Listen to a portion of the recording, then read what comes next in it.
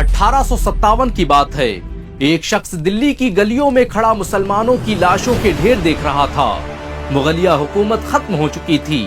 50,000 उलेमा फांसी के फंदे पर लटकाए जा चुके थे। ऐसा लग रहा था मानो अब इस देश में मुसलमानों का अंत तय है। तभी उसकी नजर जमीन पर पड़े कागज के एक टुकड़े पर पड़ती है, जिस पर लिखा था इक़रा बिस्मि रब्बिकल लज़ी खलक़, पढ़ अपने रब के नाम से जिसने तुझे पैदा किया। वो शख्स उस जले हुए कागज के टुकड़े को जेब में रखता है और अपने साथी से कहता है, भारत आजाद होने वाला है। मैं हिंदुस्तान का सबसे बड़ा तालीमी इदारा कायम करने वाला हूँ।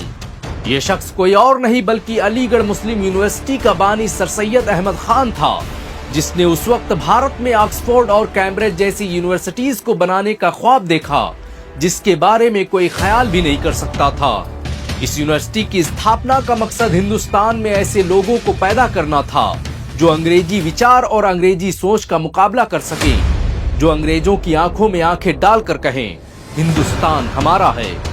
अलीगढ़ मुस्लिम यूनिवर्सिटी की स्थापना साल 1875 में मदरसतुल उलूम नामी एक छोटे से मदरसे से हुई, जो बाद में मोहम्मदन एंग्लो ओरिएंटल कॉलेज में बदल गया।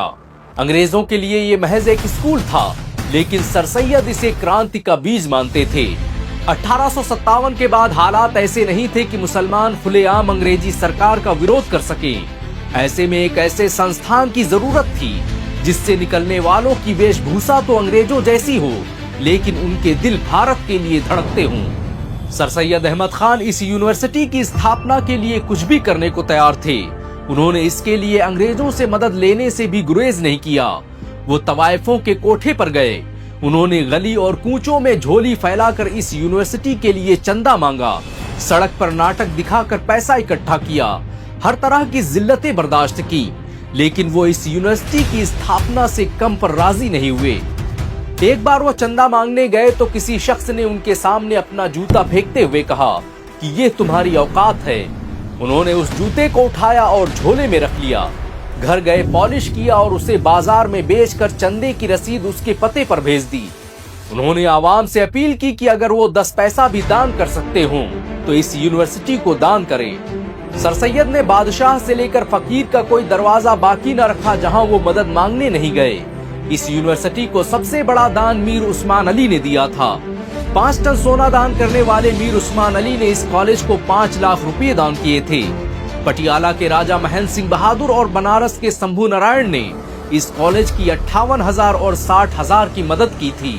सर सैयद राजा महेंद्र सिंह बहादुर से चंदा लेने बाराबंकी के जज इकबाल अली के साथ खुद पटियाला गए थे। 1920 में जब इस कॉलेज को यूनिवर्सिटी का दर्जा दिया गया तो महमूदाबाद के राजा सर मोहम्मद अली मोहम्मद खान ने इस यूनिवर्सिटी को लाखों रुपए दान किए। उन्होंने इस कॉलेज को यूनिवर्सिटी में बदलने के लिए अपनी पूरी ताकत लगा दी। यही वजह है कि जब 1920 में इसे यूनिवर्सिटी का दर्जा मिला तो राजा महमूदाबाद को अलीगढ़ मुस्लिम यूनिवर्सिटी का पहला वाइस चांसलर बनाया गया। इनके पैसों से ही अलीगढ़ मुस्लिम यूनिवर्सिटी की 193 बीघा जमीन खरीदी गई थी। अंग्रेज सर सैयद के कॉलेज बनाने के ख्वाब को मजाक समझते थे। उन्हें लगता था कि ये चंद सालों का खुमार है जो जल्द ही खत्म हो जाएगा। लेकिन जब सर सैयद ने इस कॉलेज की बुनियाद रखने के लिए अंग्रेज गवर्नर लॉर्ड लिटिन को बुलाया तो सबके होश उड़ गए। किसी को यकीन नहीं हो रहा था कि एक मुसलमान ने समाज के दबे कुचले लोगों से 1-1 रुपया लेकर भारत के सबसे बड़े कॉलेज की स्थापना कर दी थी। 1857 के विद्रोह के बाद इस यूनिवर्सिटी की स्थापना मुसलमानों की सबसे बड़ी कामयाबी थी।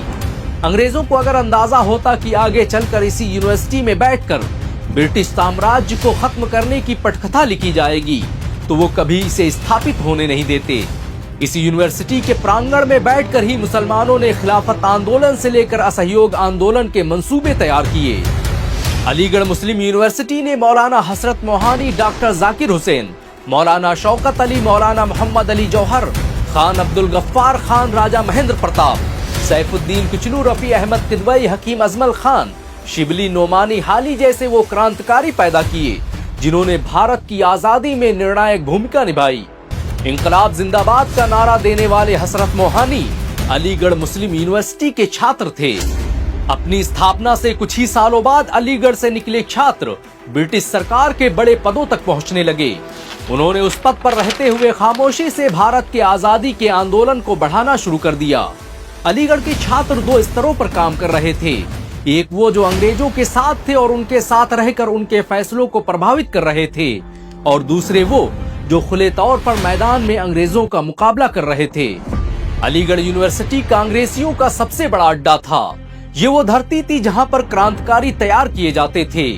1920 में जब महात्मा गांधी और अबुल कलाम आजाद ने इस यूनिवर्सिटी का दौरा किया और लोगों से असहयोग आंदोलन में शामिल होने की अपील की, तो इस यूनिवर्सिटी के 700 छात्र आंदोलन में कूद पड़े। अलीगढ़ से निकले डॉक्टर सैफुद्दीन किचलू खान, अब्दुल गफ्फार खान, अब्दुल मजीद ख्वाजा जैसे लोग बगावत के आरोपों में जेलों में डाल दिए गए। जालियांवाला बाग में जिस वक्त जनरल डायर ने गोलियां चलवा दी थी, उस वक्त लोग सैफुद्दीन किचलू की गिरफ्तारी के विरोध में ही इकट्ठा हुए थे। जंग आजादी में अलीगढ़ मुस्लिम यूनिवर्सिटी ने नुमाया किरदार अदा किया।